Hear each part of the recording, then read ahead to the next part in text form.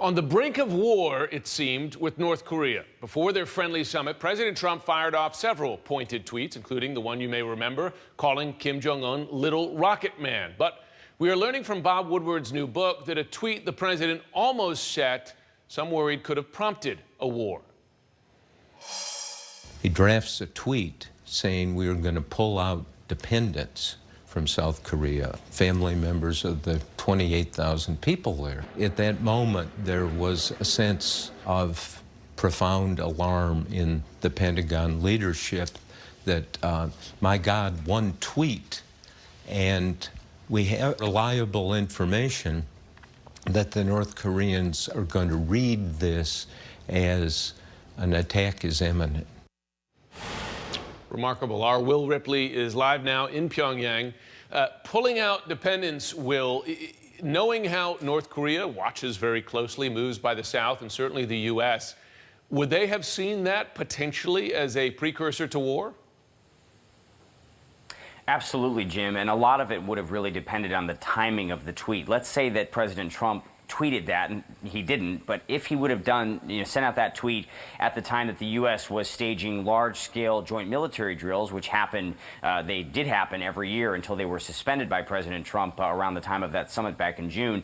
You know, the North Koreans have a hard time distinguishing during those military exercises whether the bombing runs that come close to the demilitarized zone are an actual assault or if it's just training. That's one of the reasons why the North Koreans hate the joint drills so much. So let's just say that the drills were happening and President Trump sends a tweet like that. The North Koreans read the tweet, and then they see a plane flying close to the demilitarized zone and decide, okay, this is the attack, it's happening, and they shoot it down. You can see how that tweet could lead to a series of events that could potentially be catastrophic for the world, and certainly for this region. Goodness, remarkable. More recently, their 70th anniversary parade, just in the last couple of days, North Korea did not roll out their ICBMs. President Trump, glomming onto that, said, quote, "This is a big and very positive statement from North Korea. Thank you to Chairman Kim. We will both prove everyone wrong." And then he goes on to say, "There is nothing like good dialogue from two people that like each other." What are you hearing from the North Korean side about that decision? Because fact is, there's no evidence of substantive progress towards denuclearization or any pullback of North Korea's missile program. This, in effect, a show that North Korea pulled back from. Was there a substantive reason behind that?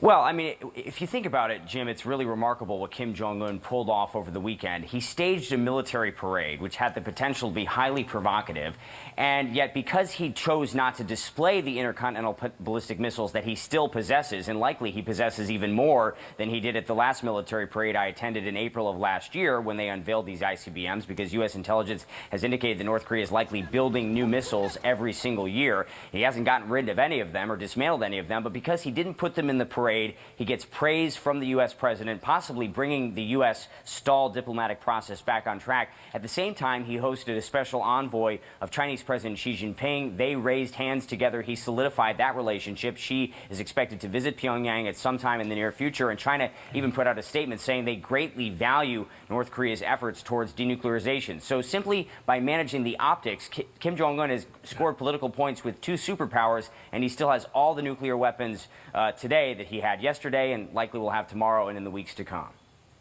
And bought himself more time. Will Ripley live in Pyongyang. Thanks very much.